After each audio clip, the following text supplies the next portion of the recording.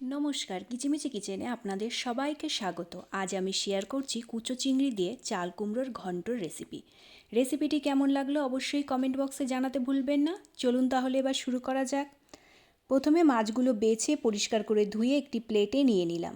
এবার একে একে লবণ হলুদ মাখিয়ে কিছুক্ষণ রেস্টে রেখে দিলাম। এবার গ্যাসে একটি ননস্টিকের প্যান বসিয়ে দিলাম, কিছুটা পরিমাণ সর্ষের তেল দিয়ে দিলাম। তেল গরম হয়ে গেলে মেখে রাখা কুচো চিংড়িগুলো দিয়ে দিলাম। হালকা লালচে কালার হয়ে গেলে ভেজে একটি প্লেটে তুলে নিলাম। এবার বেঁচে যাওয়া ওই তেলের মধ্যে জিরে, শুকনো লঙ্কা, তেজপাতা ফোড়ন দিয়ে দিলাম। ফোড়ন হালকা নাড়াচাড়া করে ঝাল অনুযায়ী কয়েকটা চেরা কাঁচা লঙ্কা, লম্বা লম্বা করে কাটা একটি টমেটো দিয়ে দিলাম।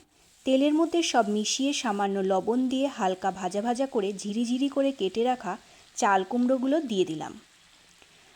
লবণ হলুদ দিয়ে মিশিয়ে মিডিয়াম ফ্লেমে ঢাকা দিয়ে দিলাম।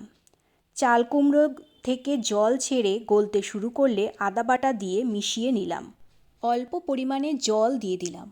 চাল কুমড়ো সিদ্ধ হয়ে গেলে ভাজা জিরের গুঁড়ো, 1 চামচ চিনি দিয়ে আরও একবার সমস্ত কিছু মিশিয়ে ভেজে রাখা কুচো চিংড়িগুলো দিয়ে চাল কুমড়োর সাথে মিশিয়ে নিলাম।